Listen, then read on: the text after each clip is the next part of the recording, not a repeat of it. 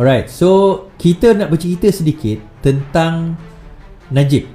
Alright, apa yang berlaku dengan Najib ni? Pasukan Peguam Baharu Najib akan tarik diri jika rayuan diteruskan pada 15 hari bulan Ogos ini. Okay, saya akan baca berita ni dulu, kemudian kita kupas berkenaan dengan perkara-perkara ini. Pasukan Peguam Baharu Najib akan tarik diri jika rayuan diteruskan pada 15 Ogos ini.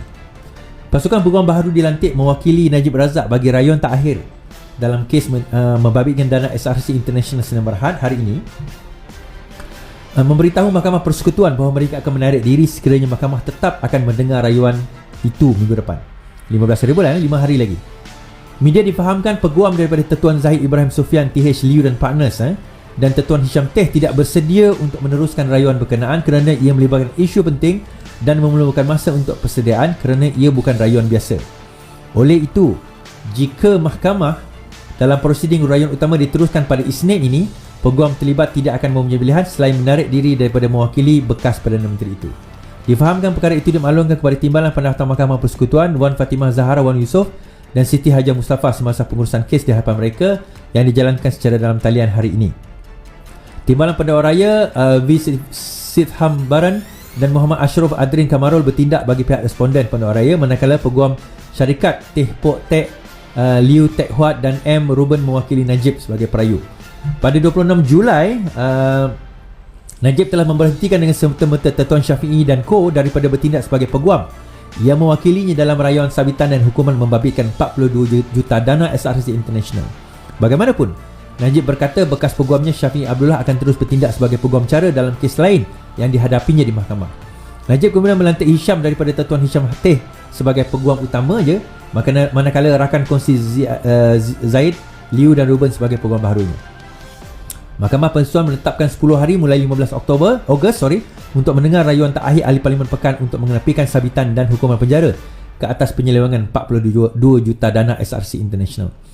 Hari ini, media dimaklumkan juga bahawa pendengaran usul untuk mengemukakan bukti baharu akan didengar terlebih dahulu pada Isnin, dan jika usul itu ditolak, mahkamah akan mendengar rayuan utama. Bagaimanapun, media diberitahu bahawa Peguam Najib akan membuat permohonan lisan di mahkamah untuk menangguhkan rayuan utama setelah selesai hujah bagi usul memasukkan bukti baru dan menyerahkan kepada mahkamah untuk membuat keputusan. Pada Julai 2020, Hakim Mahkamah Tinggi yang kini Hakim Mahkamah Rayuan iaitu Nazlan Muhammad Ghazali menjatuhi hukuman penjara 12 tahun dan denda 210 juta ke atas Najib setelah membuktikan bersalah menyalahguna dana 42 juta daripada SRC. Kes itu diperingkat rayuan terakhir di Mahkamah Persekutuan selepas Mahkamah Rayuan. Okey. Untuk yang tak faham apa yang berlaku, saya terangkan secara umum dahulu.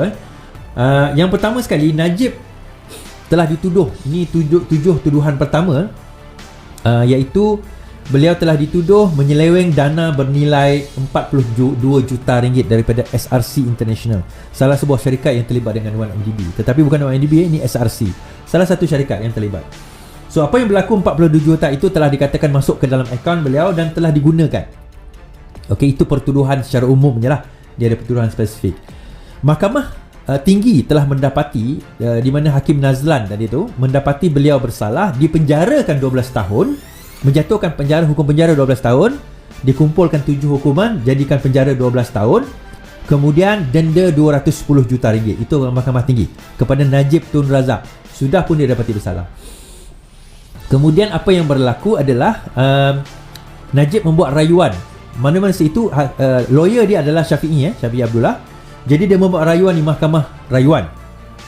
Untuk maklumat tuan-tuan dan puan-puan, kita ada hak 2 kali merayu. So dia buat rayuan di Mahkamah Rayuan. Mahkamah Rayuan mengekalkan hukuman itu, iaitu 12 tahun penjara dan 210 juta ringgit denda. Kemudian dia merayu lagi ke Mahkamah Persekutuan. So dalam Mahkamah Persekutuan ini macam-macam lah taktik dia guna untuk melambatkan proses ini. Sebab ini dah rayuan takhir, rayuan yang kedua. Rayuan takhir. Kalau bersalah, maka beliau terus ke penjara. Sungai Buloh ke mana-mana lah, tapi terus ke penjara. So mula-mula dia nak bawa lawyer daripada Britain, daripada UK. Kononnya lawyer tu lebih fasih, lebih arif dan sebagainya, royal lawyer lah apa semua. Ditolak oleh mahkamah.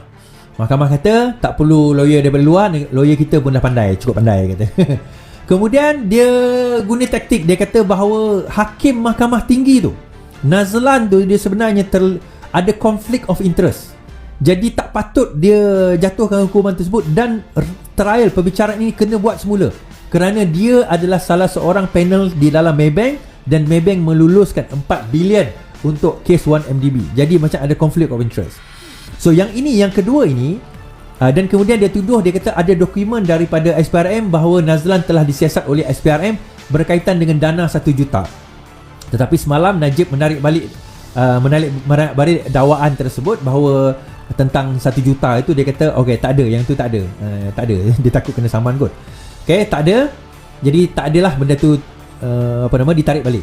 So yang perkara kedua ini akan ditentukan oleh hakim, bukti baru akan ditentukan oleh hakim Mahkamah Persekutuan pada hari Isnin ini. Okey, itu merupakan perbicaraan yang pertama. Kemudian yang kedua, apa yang dia buat delay taktik, dia berhentikan, dia pecat Syafi'i. Dia tak pecat lah, dia berhentikan Syafi'i, kita pecat lah daripada kes yang ini 42 juta. Kes lain dia ada, Syafi'i ada mewakili dalam kes lain.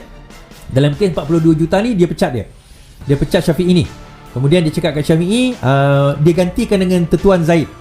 Kemudian Tetuan Zaid ni kata, which is about few weeks ago, dia pergi beritahu mahkamah bahawa mereka minta supaya 15 hari bulan ini ditunda ke tarikh baru sebab mereka nak prepare untuk kes ini. Namun begitu, keputusan mahkamah mendapati bahawa kes ini tidak boleh ditunda. Mahkamah nak meneruskan kes ini 15 hari bulan ini, hari Senin ini, sehingga 26 hari bulan. Tapi kemudian disebabkan oleh perkara ini di Putrajaya, Mahkamah Rayuan, disebabkan itu hari ini Tetuan Zaid ada meluahkan kenyataan. Dia kata, dia bagi tahu dengan pengurus mahkamah bahawa sekiranya kes ini diteruskan pada 15 hari bulan ini, mereka mengambil keputusan untuk menarik diri daripada menjadi peguam Najib. So ada yang bertanya saya, apa implikasi dia jadi kalau buat macam tu kan? Now tuan-tuan, menurut hakim tadi yang kita baca, hakim akan kata untuk kes baharu, bukti baru yang dia orang nak bawa di dalam dalam pertuduhan 42 juta ini akan didengar pada hari Isnin ini. Sekiranya diterima, maka kes utama, iaitu kes sama ada Najib bersalah atau tidak, akan ditunda. Tetapi kalau ditolak, maka kes itu akan diteruskan seperti biasa. Itu yang pertama. Kedua, apa implikasi kalau sekiranya mereka tarik diri? Dia ada dua benda yang akan berlaku. Yang pertama, mahkamah akan kata bahawa kami bersetuju untuk menunda sebab nak bagi justice kepada tertuduh. Kita tunda. Maka dengan itu, ambillah masa untuk kamu nak menyediakan diri kamu bagi to attend your client lah, untuk kamu menyediakan bukti dan sebagainya, untuk kamu sediakan benda-benda itu semualah. Itu yang pertama. Maksudnya mahkamah setuju untuk postpone. Dan kedua, kalau mahkamah tidak setuju untuk postpone, so apa yang akan berlaku? Kalau mahkamah tidak setuju untuk postpone, hari ini hari apa? Hari ini hari Rabu. Hari ini Rabu. So mahkamah ada sehingga hari Sabtu ini untuk nak postpone atau tidak. Untuk hari Jumaat, esok Khamis, lusa Jumaat, untuk mereka kata nak postpone atau tidak. Kalau katalah sekiranya benda itu diteruskan, maka Najib kena lantik peguam baru dalam masa yang terdekat ini. So pendapat saya macam mana? Adakah benda ini akan diposponkan? Saya tak tahu. Itu tunggulah kepada mahkamah. Itu berbicara mahkamah lah. Patut ke benda ini diposponkan? Bagi saya tak patut. Okey, kalau sekiranya Najib itu bijak, kalau dia mahkamah kata tak postpone, maka dia kena lantik balik Syafi'i tu. Dia bukan buang Syafi'i gaduh, tak. Dia cuma minta Syafi'i fokus dalam kes lain. So Syafi'i Abdullah kena datang balik dan teruskan. Sebab sebelum ni Syafi'i yang handle kes ni. So Syafi'i Abdullah kena teruskanlah kes tersebut. Jangan dia lepas tangan pula dalam hal ini kan. So dia kena teruskan. Maka hari Isnin ni ada dua perbicaraan. Satu, menentukan bukti baharu yang dikatakan dibawa oleh Najib. So mahkamah akan kata kalau diterima bukti itu, maka akan berlaku retrial.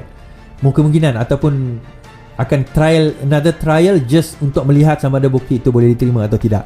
Dan akan postpone lah kes utama, dan akan postpone lah Najib masuk penjara. Ini taktik nak mendelaykan kes tuan-tuan. Nak delaykan kes. Kenapa nak beria sangat nak delaykan kes is, tuan-tuan, pilihan raya, saya dah cakap dah, pilihan raya tak lama lagi. BN confident dia menang. Kajian-kajian dia orang mendapati mereka boleh menang pilihan raya ini, PRU15. Mungkin tak menang 2/3, tapi mereka boleh menang. Dan kalau mereka boleh menang, ada kemungkinan besar Najib akan terselamat, tuan-tuan. Ada kemungkinan besar Najib akan terselamat. Kita kena ingat benda tu. Susah orang nak, jangan kata duduk penjara, try duduk lock up. Kalau orang tak biasa hidup susah ni tuan-tuan, duduk lock up ni tak berani, ni kan pula duduk penjara. Walaupun ada orang kata saya tak pernah duduk penjara kan, tetapi ada orang kata kalau penjara ahli politik bekas Perdana Menteri ni lain dia ada dia punya special treatment. Saya tak tahu betul atau tidak, wallahualam. Kan nanti saya tanya cousin saya yang pernah masuk jail. Betul ke tidak kan, tapi tempat dia tak ada apa lock up untuk VIP kot. Kan. Tapi regardless of that lah, walaupun tak kisahlah benda tu ada atau tidak, point is dalam hal sekarang ni yang berlaku dalam negara kita sekarang ni, kalau dia dipenjara 12 tahun, sekarang ni umur dia 69, ambillah tahun depan 70, 12 tahun maksudnya dia akan dibebaskan 8 pada usia dia 82. Kalau dia ambil maksimum, berkemungkinan besar lah, walaupun 12 tahun, kalau dia serve 1/3 tu lah, 1/3 4 tahun. So 1/3 4 tahun, mungkin dah 4 tahun lepas tu dia akan bebas lah.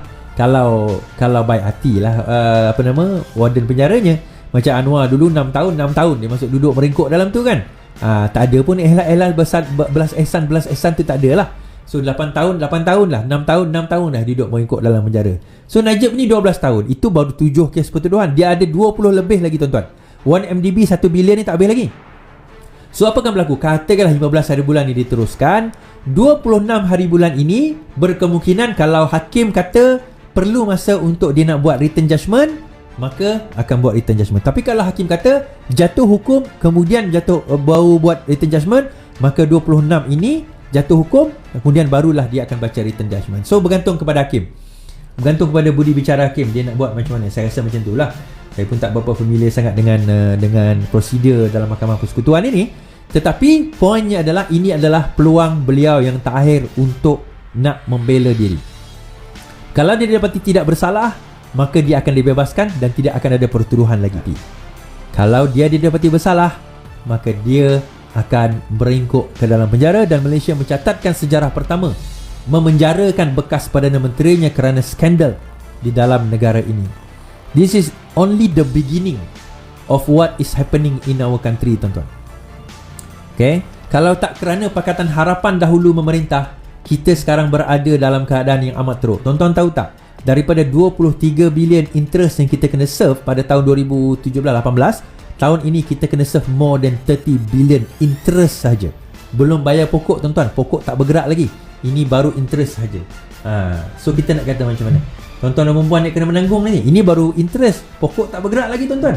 Apa ingat Along je ada pokok ke? Kan? Kita punya ni pun ada pokok juga. Hutang negara kita pun ada pokok juga. Jangan tak tahu.